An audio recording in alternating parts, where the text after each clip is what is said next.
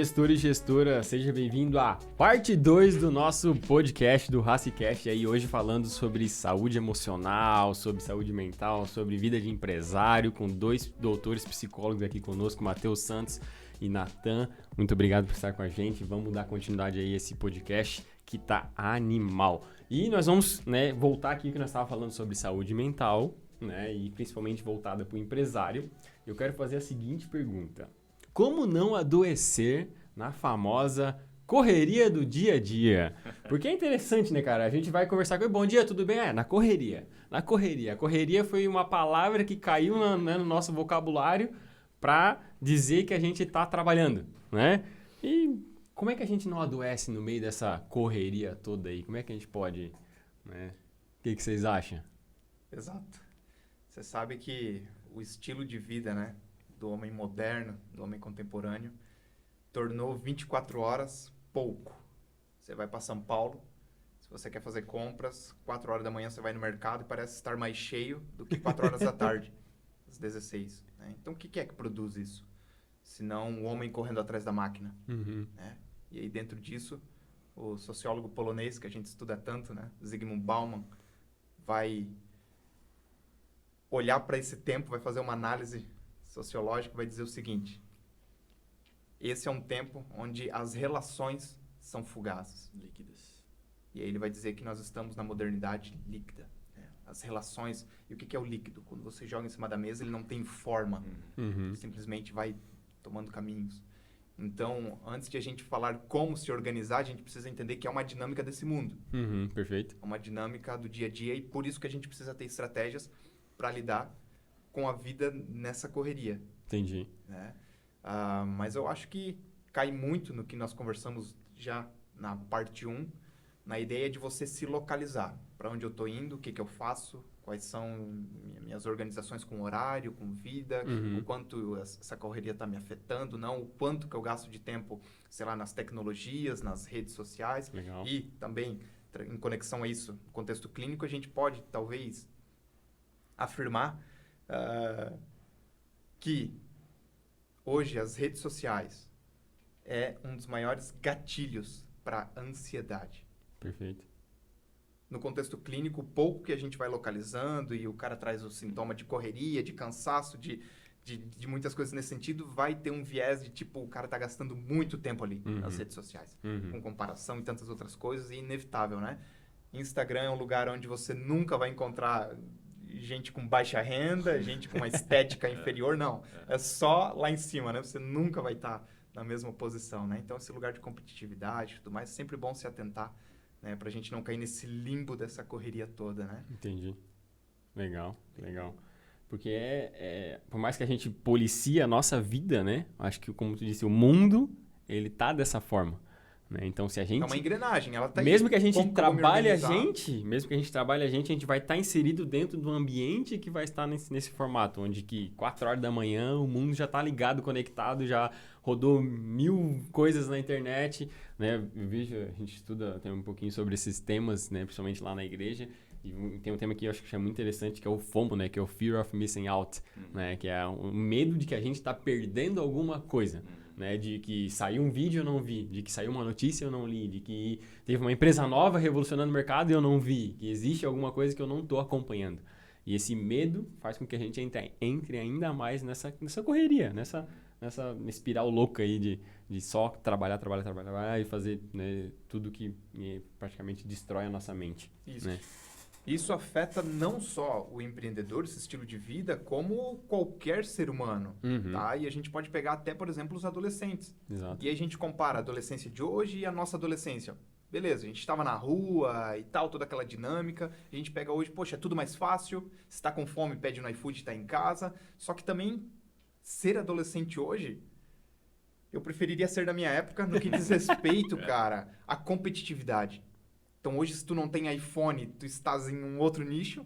Se tu não tem o tal estilo de roupa, você está... É tudo muito nichado, né? E aí o adolescente acaba entrando nessa competitividade e cada vez mais a gente vê esses índices, né, no que diz respeito à saúde mental, também pegando demais os adolescentes. As pessoas mais E novas. o mercado sabe disso. O mercado sabe disso. e utiliza, né? Com certeza. Dessa estratégia para que haja essas vendas, né?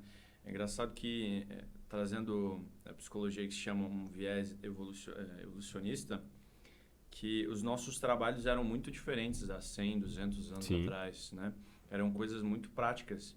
E realmente aquilo que nós fazíamos como trabalho em si, que não era um trabalho, né? Não era um emprego, era um trabalho em si, realmente se utilizava para a nossa sobrevivência. Né? Você ia caçar, né? Porque você precisava daquele alimento para sustentar sua família e tudo mais. Então, nós vemos também um desdobramento daquilo que hoje é o trabalho, o emprego, né? Você vê nichos muito específicos.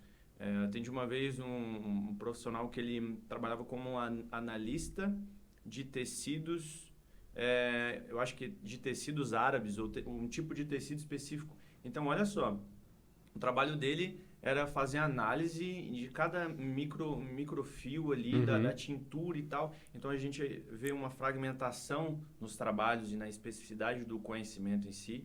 E aí a gente vê, tá, mas eu estou trabalhando aqui, mas por quê? Por esse salário. Então, a gente está distante daquilo que o trabalho em si sempre gerou de história de vida. E a gente meio que se esquece que a gente é ser humano. A gente acha que é animal, que só precisa comer, dormir, se relacionar ali e tá tudo bem. E não, né? Nós somos seres criativos, seres produtivos em relação a isso, né? Até acho que é legal trazer isso, que é uma palavra que muito não se fala mais no meio na questão de espiritualidade, né? Como cristãos, mas o propósito em si. O porquê eu estou fazendo isso. O porquê eu estou nesse meio, né? Qual é o fim disso? Né? Isso é muito importante. Você estar e fazer e produzir dentro de um propósito que você, né, ali conectado com a sua espiritualidade, você se propõe a fazer. Exato. Aquele negócio, né,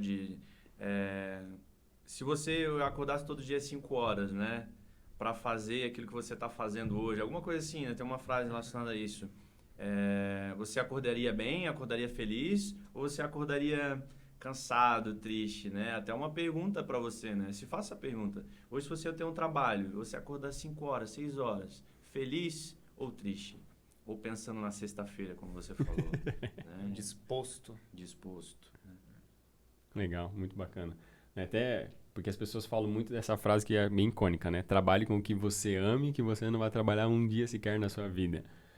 Eu acho que essa frase é um pouco... romântica, né? Romântico, como aquela outra, né? De que trabalha enquanto tá todo mundo dormindo para que você né, esteja na frente. Ela acho que é muito romantizada, né? Acho que a gente tem que verdadeiramente encontrar o propósito da nossa vida, né? Como você tá falando, até semana passada eu fiz um post falando sobre isso, né? Que eu trabalho 24/7. Por quê? Porque eu considero o trabalho aquilo que eu estou fazendo para atingir o meu propósito. E o meu propósito não é apenas profissional. O meu propósito é algo ligado à minha área profissional, à minha família, à minha espiritualidade e o meu eu com Deus. Né? Então, quando eu estou fazendo...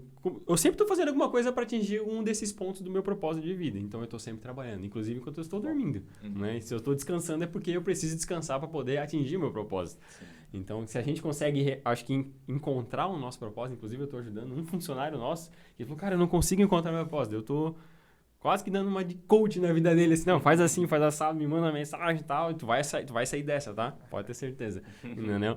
E, cara, é muito interessante, porque dá uma virada de chave muito grande na nossa vida quando a gente realmente entende, né, o para que a gente está aqui, né? Por que a gente serve nesse mundo, para que a gente vai fazer o que a gente faz, né? E dá muito mais gás, muito mais vida, né? Para os nossos dias. Vamos botar assim. O Dr. Matheus trouxe isso em relação ao trabalho, né? Aqui nós estamos trabalhando. E parece que quando a palavra trabalho vem antes de qualquer coisa, de uma ação, nós levamos de uma maneira mais séria. Errada, né? Ou exatamente, ou de uma maneira mais séria. Não, agora é um trabalho. Né? E parece que a gente já muda. Realmente levar o trabalho não como uma coisa ruim, mas como a extensão daquilo que você é. Né? A extensão das suas habilidades, das suas competências. Né? Importante Legal. isso. Muito bacana. Mas vamos para coisas práticas, certo? Bora. Vida do empresário é doideira, né? A gente acorda de manhã, já tem 30 mensagens para responder, teve problema do dia anterior que você não conseguiu resolver, eu sei como é, né? A gente tem negócios, vocês também têm as clínicas aí para tocar, a gente sabe como é. Quais coisas a gente pode fazer, né, usando um pouco da ciência, da psicologia e do que a gente tem de conhecimento para que a gente não caia em problemas mentais, né? Então, sei lá, né, atividade física, blá, blá, blá. O que vocês orientariam para um empresário, né, dando como se fosse uma receita aí prática? Bom, um de cada vez, por favor. Tens algo engatilhado? Tenho. Tá. Vai além disso, né? Eu acho que já está no senso comum a respeito de atividade física e alimentação. Eu quero trazer um ponto diferente, assim. Recentemente eu estou lendo um livro, que é um livro do Jordan Peterson, né? Psicólogo super famoso aí. 12 regras para a vida. 12 regras para a vida eu tenho. Mas é um outro que ele lançou. Ele tem vários livros, né? Uhum. É um cara realmente que... Ele está na mídia, mas ele é muito coerente a nível da produção dele como ciência e tudo mais. Ele é um cara muito coerente. E ele tem um livro chamado Arrume o Seu Quarto. Uhum. E o Arrume o Seu Quarto, ele traz, né, de forma, claro, humorizada, mas a importância de você aprender a realizar pequenas tarefas, celebrando até essas tarefas, né? Mas como arrumar sua cama, Uhum. organizar o seu quarto, organizar as suas coisas, organizar a sua carteira. Uhum. Você já viu a sua carteira hoje? Não está cheia de cupom fiscal, não está cheia de cartão de cliente, você nem vê mais, né? Organizar, às vezes nossa carteira é o nosso celular, né? Apagar aqueles contatos antigos, aqueles... mensagens, coisas. Exato, os apps que você não utiliza mais. Essas pequenas mudanças no seu cotidiano vão gerar mudanças a nível de ajuste Uhum. na sua cognição. Legal. Né? O que ele quis dizer com essa questão do ajuste, arruma o seu quarto? Quando você não arruma o seu quarto, você sai, você já toma aquele café daquele jeito, já um gole, deixa na pia, você está aqui meio que se arrumando já dentro do seu carro, quando você vê você está no trabalho, aí você já tem que trabalhar e tudo mais, você não se auto-organizou. Uhum. Então a importância da gente fazer essa auto-organização, isso que se refere ao arrumar o quarto. Exato. Você organizar primeiro aqueles pequenos detalhes que fazem a diferença, né? Imagina você viver numa casa toda suja, uma casa toda desorganizada, uma casa que não tem, por exemplo, um quadro ou algo que te instigue, uma planta para você cuidar. Pequenas coisas fazem que a sua mente se organize. Perfeito. Que aquele ambiente seja um ambiente prazeroso, né? Eu aprendi que na vida a gente precisa realmente construir mais memórias boas do que memórias ruins. Uhum. Então, essas pequenas memórias construídas na sua rotina vão te ajustar, Uhum. vão te reconectar, né? E isso vai gerar produção de trabalho, isso vai gerar diminuição a nível de sintoma, ansiedade, várias outras coisas, né? Legal. Muito bacana. Perfeito, isso mesmo. Eu acho que em conexão a isso, encontrar o seu tempo, encontrar o seu timing de produção é muito importante. Por quê? Os norte-americanos, eles costumam chamar um termo, né, de perfect timing, que todos nós temos um tempo biologicamente, onde a gente tem um afunilamento de produção onde ele é mais rentável. Exato. Alguns né? da manhã, alguns da tarde, né? Então, Perfeito. Então, tentar localizar isso é algo importante, porque às vezes muitas pessoas pegam aquilo que é árduo no trabalho para ele e colocam no período da manhã, mas ele rende melhor a partir das 14. uhum. Ok? Entendi. Então, eu, por exemplo, meu horário que eu percebo que eu gosto de atuar bastante é das 13 às 17. Eu tento afunilar o máximo de pacientes para esses horários, porque ali eu sei que eu estou bem organizado, estou com bastante, né, voracidade ali para atender. Agora, quando se trata de estudos e leitura, um período já foi à noite, durante a graduação. Agora eu não consigo mais. Uhum. É pela manhã, cara. Preciso acordar, fazer o meu café e estudar pela manhã. À noite eu não consigo mais. Uhum. Então, a gente vai respeitando biologicamente, né? Encontrando o nosso tempo. Né? Legal. Até tem não sei até onde, totalmente científico esse estudo ou não, mas no Instituto do Sono, institutodosono.com, você faz um teste ali e eles vão dar quase que um norte, assim, Entendi. né? Não, Pelo menos ajuda a entender. São um formulário ali, eu acho, de mais de 20 perguntas, mais ou menos, onde eles vão fazendo um conjunto e vão falando, olha, aparentemente o horário da manhã parece que né, o teu cronotipo funciona melhor Entendi. aqui e tal. Então, às vezes, fazer essa localização é importante. Né? Dentro disso, talvez delimitar um tempo de horário de trabalho. Exato. Porque, como vocês bem falaram, a gente fica muito tempo. Às vezes chega em casa, mas, poxa, eu esqueci de mandar aquele WhatsApp. Esqueci de falar com o fornecedor tal. né? E aí a gente faz da nossa rotina uma coisa só de trabalho. Então, por mais que seja muito corrido para todos nós, delimitar, sabe? Olha, eu vou trabalhar das 7 horas da manhã e vou até às 18, até aqui. Porque quando você acaba delimitando, você entende que esse é o horário onde você vai produzir, onde eu tenho que trabalhar de fato. Porque muitas vezes... Aí você condiciona quem sua mente, aqui né? já não fez isso aqui, ó? Acordou 6 horas da manhã, fez atividade física, começou a leitura, começou a trabalhar, foi até às 10 horas da noite. Só que o sentimento de produção, cara, parece que você trabalhou 4 horas. O restante do tempo você ficou olhando pro teto, 1 hora você ficou mexendo no bloco de notas. E aí, será que isso foi realmente produtivo? Foi rentável? Foi bom? Né? Então, talvez se tivesse ali delimitado esse tempo, você teria dado total energia psíquica para aquele tempo. Perfeito. Né? Então, talvez seja mais uma dica. Eu acho que organizar esse tempo de produção e o horário de trabalho também acho que seria bem saudável, apesar de ser difícil, né? Como que tu organiza, Raça? Você que tem inúmeras coisas, como que você vai para casa à noite sem... Essa é uma boa pergunta, né? Como que você tá aqui e não tá agora na tua empresa?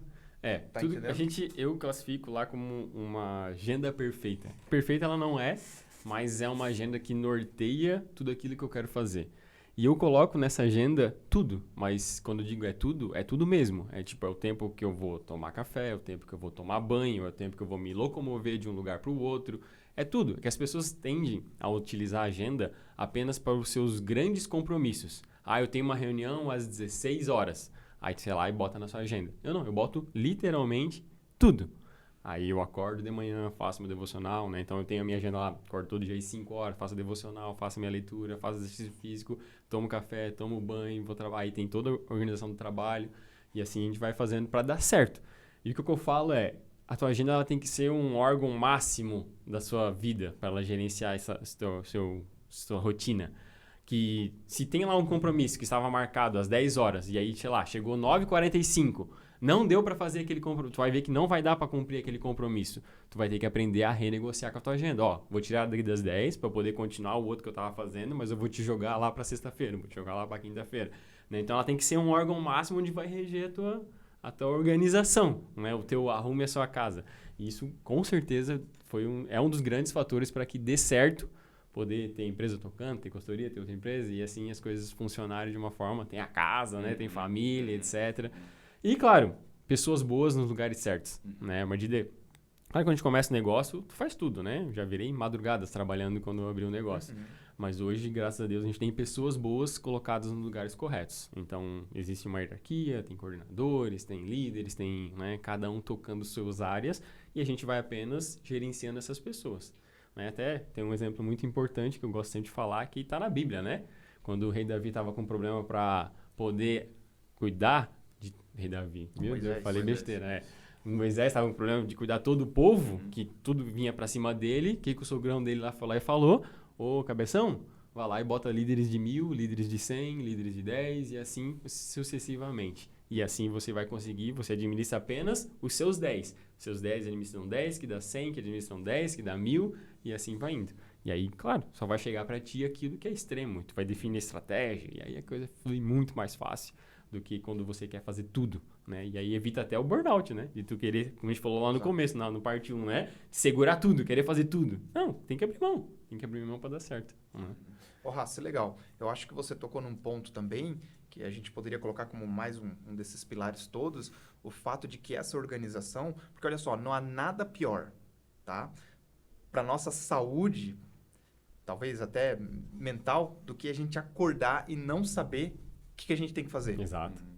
Você acorda, ok, eu acordei e agora? 6 horas da manhã, mas o que eu começo? O que é mais difícil? O que é prioritário? O que não é? O que vai me demandar 1 hora? O que vai me demandar 5 minutos? Né? Então, ter essa agenda com antecedência talvez seja um pilar extremamente importante. Realmente jogar tudo para o papel, né? Organizar, ou enfim, smartphone. Hoje eu utilizo o digital que facilita. Em qualquer lugar eu posso remanejar ela. E né? até traz a notificação, né? Isso. Essa agenda, eu já imagino o que a galera que está vendo, está ouvindo, vai pensar assim. Pô, mas aí a minha vida fica toda enquadrada, né? Fica engessada e tudo mais. E as pessoas têm dificuldade de obedecer até a sua própria agenda. Você mesmo colocou aquele compromisso, você mesmo colocou, não, a tal horário eu vou na academia, né? Daí você fica lá, não, mas pode ser umas 7h20, pode ser umas... Mais 5 7h20. minutinhos. Claro que quando você começar essa agenda, né, você vai ter dificuldades. Exato. Mas acho que a palavra obediência à sua agenda, a obediência ela vem sempre a nível de autoridade, né? Uma autoridade. Mas a obediência traz você a se aproximar dos seus objetivos quando você precisa. Exato. Então é muito importante isso, né? Se você obedece até aquilo que você escreve na sua própria agenda, né? Você vai ter a facilidade de executar tantas coisas e tantos objetivos frente a isso, né? Eu tenho certeza que você não tem dificuldade de obedecer a patroa também, né? Aí claro ficar tudo fácil. É a primeira? É a primeira, né? O nome dela é agenda, pra você não entender. Ela é que manda, então, mas é interessante porque eu acho que eu visualizo muito isso, que a gente tem dificuldade de obedecer regras, não é?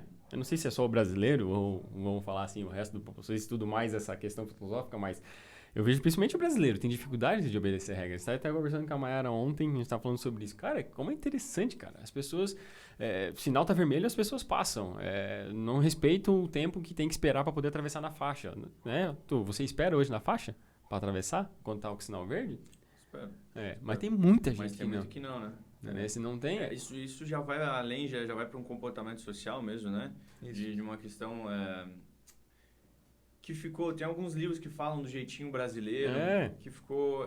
na realidade, o Brasil em si... não vou me estender muito aqui, mas o nível em si foi colonizado por muitas culturas diferentes. Exato. E são construções culturais diferentes. Por isso que a gente vê tanto um Brasil de hemisférios e estados com uma cultura tão diferente quanto a de Santa Catarina ou a de São Paulo, ou em si, a gente vê culturas muito diferentes. Uma mescla muito grande, né? Exato. Eu acredito que Santa Catarina é um dos que menos tem, né? Tem uma cultura mais europeia, que traz mais o respeito à autoridade, o respeito a algumas questões. Por outro lado, né, também apresenta distorções relacionadas a isso. Então, vai além disso. Outra é que a cultura social, ela é reflexo de uma cultura interna também daquilo que a gente chama de família.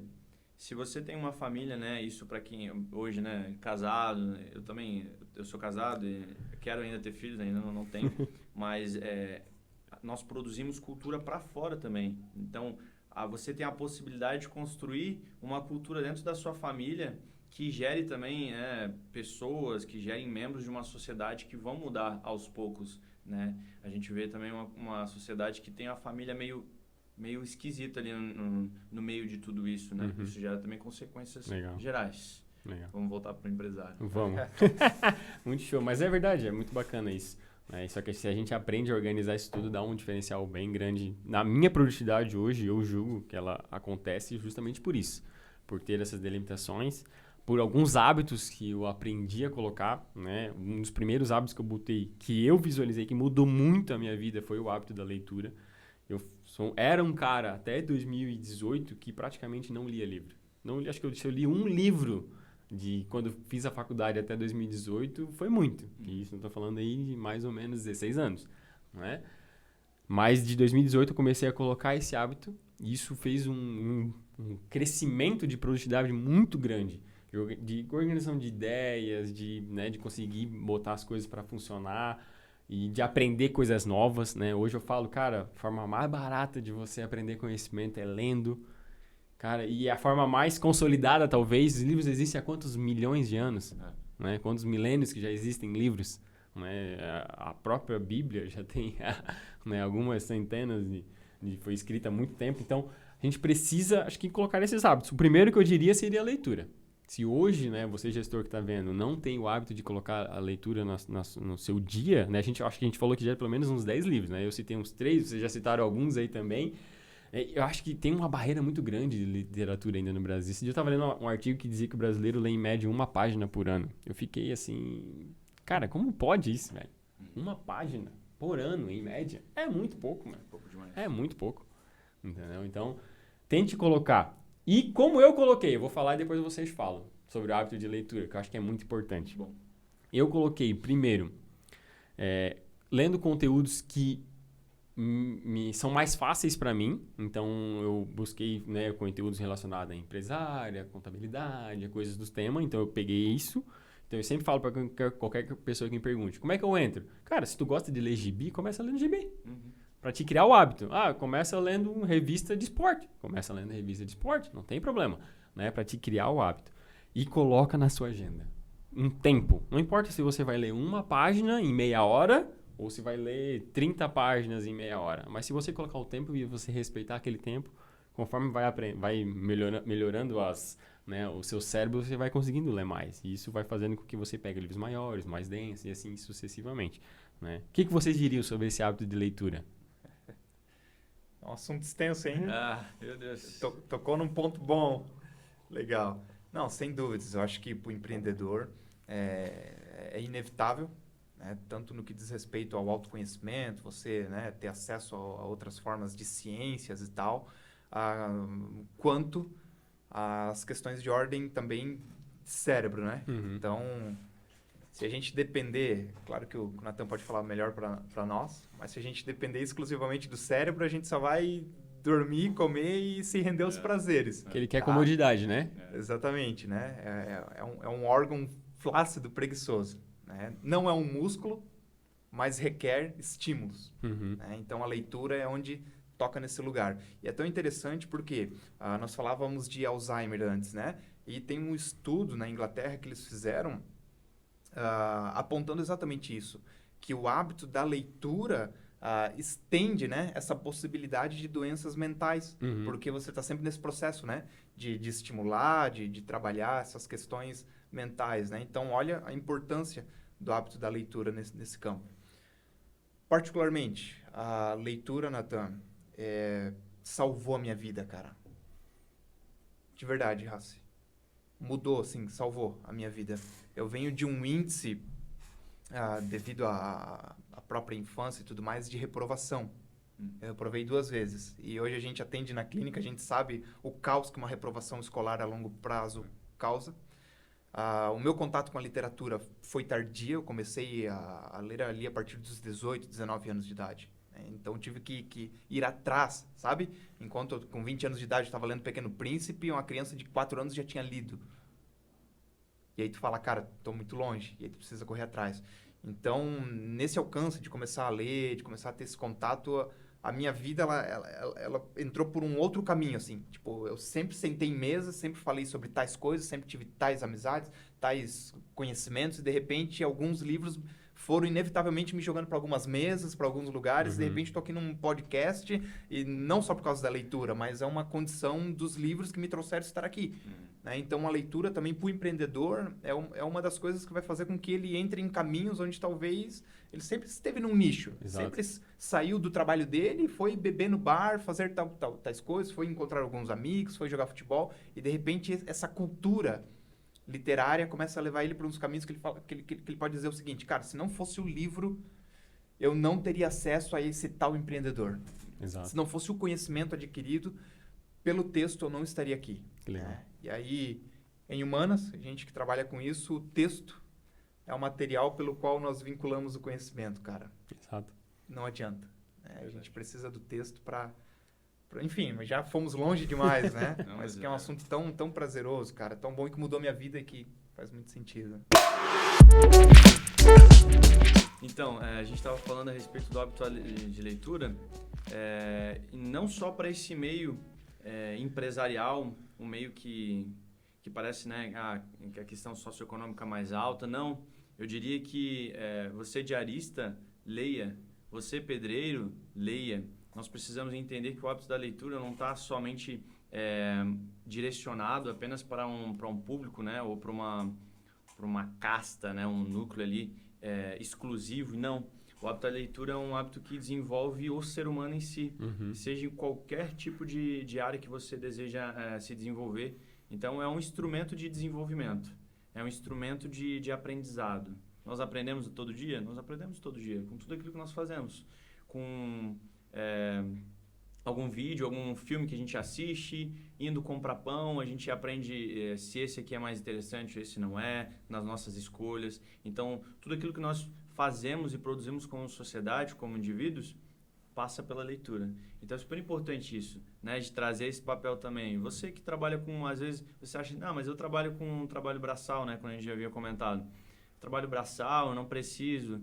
Mas você talvez não precise do livro apenas para o seu trabalho braçal, mas para o seu desenvolvimento como pessoa dentro de uma sociedade.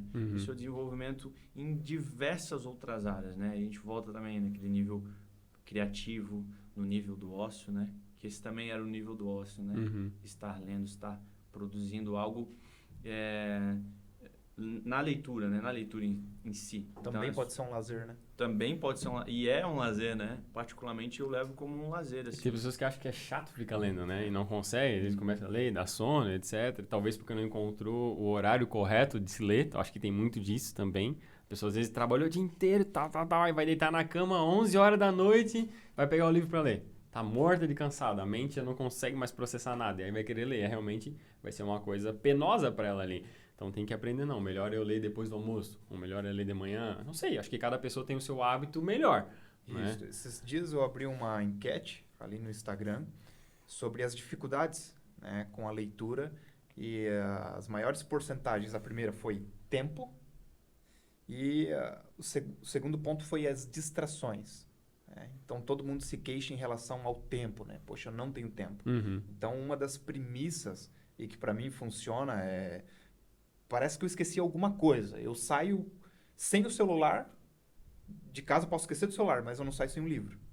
Então, essa ideia de você sempre carregar um livro com você, seja no Kindle, seja de forma, né, mais tecnológica, ou físico, é importante que você carregue. Deixa dentro do carro, às vezes você vai pegar uma fila num banco, algo nesse sentido. São 30 minutos ali que você fica ali no feed do Instagram enquanto poderia estar lendo. Então, a gente sempre reclama da questão do tempo, mas existem ajustes no nosso dia que tem como a gente organizar 30 minutos, 20 minutos, que seja, para a leitura. Exato. Em conexão a isso, distração, segundo ponto, né? Que é algo que realmente pega. Aquela dificuldade de concentração.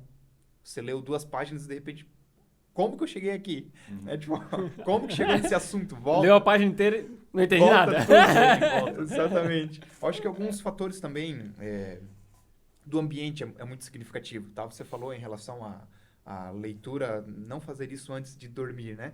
Se for já em direção ao lazer, você já ir desconectando para dormir, tudo bem, faz sentido. Agora, se você não quer distração, é bacana que você tenha um local com uma boa iluminação, acima de tudo, né? Esse diálogo com o livro, não ter essa dó, né, de eu não registro, eu não marco nada. Meu amigo, o autor... Tudo rabiscado. O autor está dialogando contigo, entende? Se você gostou da frase, fez sentido, grifa, marca, aquele material até é teu. o contexto que o cara escreve, ele disse, não, eu acho que tá errado. Eu escrevo do lado ainda. Exato. Eu já grifo para não emprestar, não gosto de emprestar livro. Isso. Já grifo para não emprestar. Exatamente. Então, fazer esse diálogo com o livro, né, te traz esse sentimento de pertencimento, assim, junto com o autor, né? Eu acho que o ambiente também tem um local onde você não seja interrompido, né? Competição de vários estímulos, né? Que a gente tem competição de vários estímulos, a TV, o celular, que são estímulos rápidos e prazerosos. A gente tem muito isso. Porque o livro é um estímulo absurdo, gigantesco. Mas até que você entre nele, ele é um estímulo mais demorado. E a gente tem competições a todo momento. Que entram mais rápido. Que na realidade não que entram mais rápido, mas o conteúdo está mastigado. E no livro você precisa mastigar o conteúdo. Então, fugir desses ambientes que tem muitos estímulos, né? Vai mais para um canto, né? Se não tiver dentro de casa, até em parques, em lugares assim que te dão um estímulo a mais sobre a leitura. Super interessante também. Legal. Bom. Tem uma frase de um amigo meu que escreveu um livro, eu até vou botar aqui, ó, Diego Góes. Tá no livro dele uma frase que eu acho muito, muito bacana sobre isso, que diz que enquanto o nosso hábito de falar, enquanto a nossa velocidade da fala for mais rápida do que a nossa velocidade de leitura, nós sempre vamos falar besteira. Ele escreveu isso num livro que ele me deu de presente, que eu li, que é muito bom, e deixo aí a dica para você também, se você quiser ler. Qual que é o nome do livro? Cara, eu não tenho aqui anotado, mas é um livro que conta a história mais ou menos da família dele, de um diálogo dele com o avô dele. Então é um livro repleto de ensinamentos, né? Muito bacana mesmo, tá? Depois eu posto ali, daí vocês vão poder tá vendo. Muito bacana mesmo. E voltando sobre isso, né? Pra mim, o que deu certo foi de manhã. porque eu acho que eu consegui quebrar essas duas barreiras. Primeiro, eu criei o horário, porque antes eu acordava, né, 8 horas, passei para trabalhar. E aí eu puxei esse horário para mais cedo, então hoje eu acordo às 5 da manhã. Não necessariamente que você precisa acordar às 5, é o meu hábito, né? Então, nesse período de eu acordar cedo, eu evito todas as distrações. Porque eu não tenho um cliente, às vezes, pedindo, eu não tenho, né, demandas para resolver, então eu já não carrego o celular, já deixo de lado. Então não tem, né, funcionários perguntando alguma coisa ou coisa do tipo. Então, quebrando essas duas barreiras, eu consegui entrar com esse hábito na minha vida, de colocar a literatura. E colocando um tempo, né? Para mim é sempre meia hora. Não importa se, dependendo de um livro mais pesado de leitura, às vezes eu vou ler, sei lá, 5, 10 páginas. Com livros muito mais simples, a gente vai ler 30, 40, 50 páginas. Aí vai depender da realidade. E eu não coloco assim, eu sou obrigado a ler um livro e tal. Não. E aí foi dando certo. E pra mim deu muito certo. Tem uma coisa muito boa. Nem todos os livros são bons. Sim. Então, às vezes você estagnou ou ficou frustrado com um livro que não era pro seu nível de leitura naquele momento. Ou o autor, né, você não concorda com aquilo que está sendo falado, né? Exato. São pessoas escrevendo. Assim como uma conversa, nem sempre nós vamos concordar com as pessoas. Então, é importante também salientar isso. Procure livros, como você já tinha falado, que estejam no teu nível. E não ache, poxa, agora eu vou ler gibi. Não ache que você está menos, né? Tem um nível menor porque você está lendo gibi. Você está desenvolvendo isso e é necessário. A leitura ela vai se desenvolver até o final da nossa vida. Tem livros que hoje a gente lê que daqui a um tempo a gente vai achar, nossa, mas isso é besteira, já lançaram uma ideia nova, né? Uhum. Então, as ideias, né, essa produção, ela é contínua. Então, isso é super... Vai ter sempre um livro para você ler no momento da sua vida, naquele exato Se não tiver, momento. pega a Bíblia. Que é um livro que... É importante falar mesmo, que é um livro que passou tempos, gerações, princípios... Governos se levantaram, governos o livro mais provado pelo tempo que existe, cara. Diversos autores. E continua sendo o mais lido no mundo inteiro, né? Muito bom, Nathan. E a gente precisa levar em consideração que alfabetização não garante boa leitura. É por isso que muitas vezes a gente tem essa dificuldade no início da leitura. Cara, eu não consigo compreender. Será que eu tenho até algum problema neurológico que eu não consigo ter foco na leitura?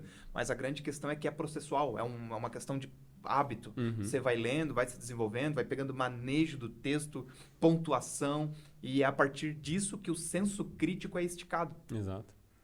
Perfeito. Então, a gente vive nas mesas dando inúmeras opiniões, né? E são opiniões... avulsas, enfim, e é exatamente a partir do texto, da leitura, que o nosso senso crítico ele é mais organizado, ele é mais afunilado, você determina os assuntos de forma mais organizada, mais técnica e tudo mais. Então, assim como a gente começa a andar de bicicleta com rodinha, depois a gente tira a rodinha, depois a gente compra uma bicicleta maior, depois a gente compra uma moto, a gente vai evoluindo, a leitura acontece no mesmo processo, né? Dói no começo. Eu lembro quando eu comecei o meu processo com a leitura, teve um dia que eu chorei, cara, porque eu não conseguia compreender um livro. E hoje, tipo, super tranquilo, que era o do Anthony Burgess, A Laranja Mecânica. Comecei a ler aquilo, cara. Eu falei, cara, não tô entendendo nada, assim, bateu um desespero. Falei, eu nunca vou conseguir ler isso aqui na vida. E fiquei desesperado. E como que, tipo, depois aquilo se torna material... Poxa, que bacana, eu evoluí, consegui mudar de nível, né? Que legal. Prazeroso demais. Seu repertório muda, aumenta, né? Recursos mesmo, até literários, né? Para você compreender, né? Para entender. Muito bom mesmo. Muito bacana. Então, para a pessoa que está assistindo a gente, né? Vou fazer o seguinte desafio. Fale um livro que a pessoa que vocês leram, ou melhor, vamos fazer diferente. Qual foi o livro que você leu que você mais gostou? Está na ponta da língua. Manda aí então pra gente. Na ponta da língua. Fora a Bíblia, né? Que acho que não entra nem, né? Mas o livro que marcou minha vida, antes de eu entrar na faculdade, antes de eu ter conhecimento, foi O Mundo de Sofia. Muito bom. Que é um livro absurdo, que traz um romance a respeito da filosofia e abre leques de pensamentos gigantes, assim, para você olhar para a sociedade de uma forma diferente, para você olhar o pensamento de uma forma diferente. E é um leque absurdo, assim, de mistério, de investigação, de qual é o próximo passo, né? Aquele livro me ensinou a me instigar pela leitura, né? Tá aí o próximo capítulo, o que será que vai acontecer? Que legal. né? Foi um livro bem marcante na minha vida, assim, sempre lembro dele. Matheus.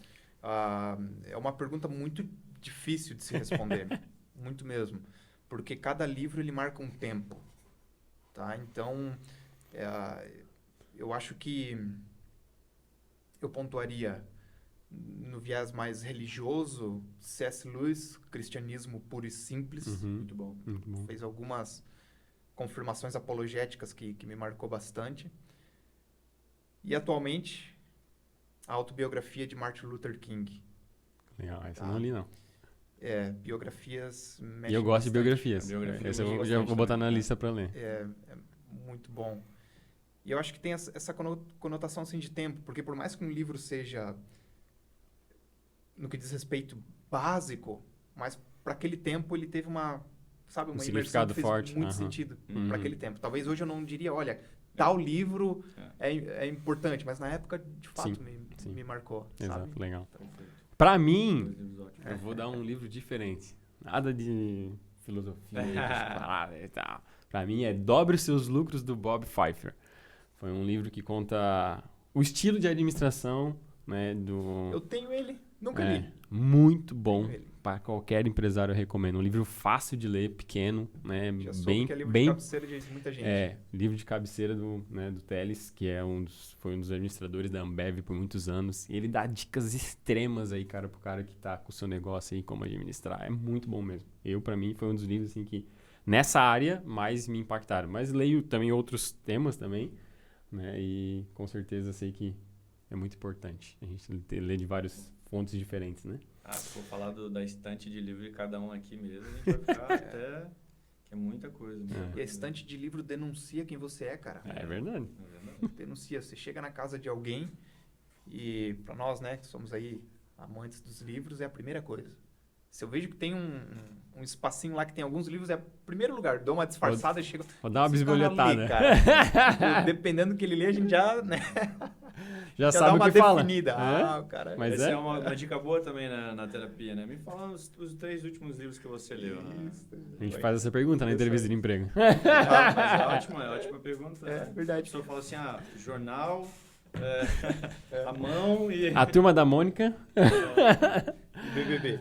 Não, Pois então. Brincadeiras à parte, a minha esposa até brinca comigo, Aline, porque eu tenho uma prateleira, nossa estande de livros fica na nossa sala de jantar, assim, então fica junto, tá jantando, a prateleira fica aqui, né? E tem aqueles colegas, amigos, familiares que a gente chama, e alguns quando entram já a primeira coisa, quanto livro, vão lá e começam a falar, e cara, isso pra nós é tudo, né? Tu já sai da cadeira, tu já pega, já começa a mostrar. E tem aqueles que chegam e tratam, tipo, Nada. não é nada, né? Só mais alguma Verdade. coisa que tá ali, Coração. né? Aí eu fico naquele, será que ele não tá vendo aqui que tem um livro? Será que ele não vai fazer uma pergunta, tipo, já leu tudo? Não? Qual livro que tu mais gosta? Legal. Porque é um assunto que, tipo, a gente ama, né? Se puder falar disso, a gente fica Acho que, o né, dia todo. que a gente estava falando bastante sobre saúde mental, acho que a leitura, né, ela tem essa capacidade de manter o nosso cérebro com uma saúde mais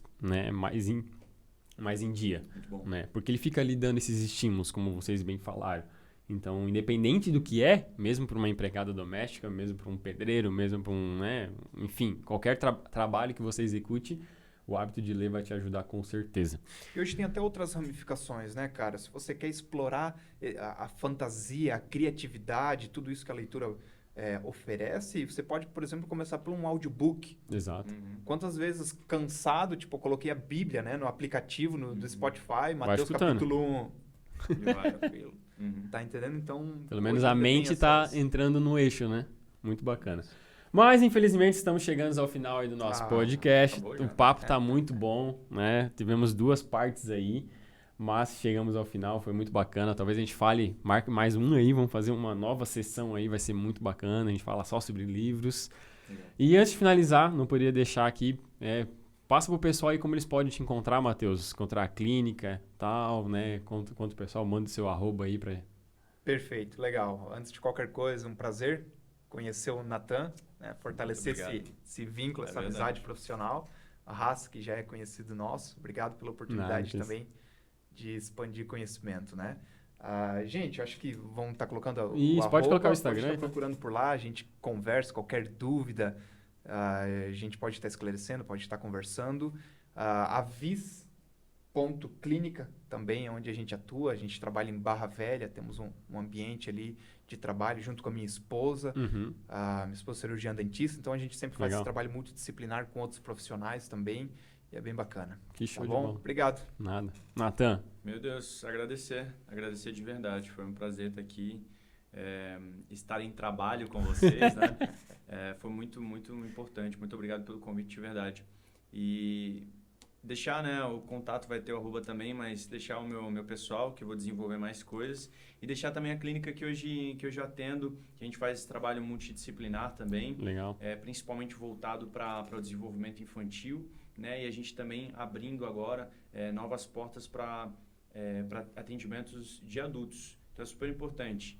O nome é Madre, da clínica Madre. Nós temos hoje lá na Praia Brava uma clínica, e aqui nós abrimos recentemente em Itajaí também. Legal. Então eu vou deixar depois lá, madre.epdh, né? Ensino, Pesquisa e Desenvolvimento. Legal. Não só em atendimento, mas desenvolvendo também pesquisa, desenvolvimento, esse trabalho multidisciplinar, e divulgando também, produzindo cientificamente para que outras clínicas se desenvolvam também.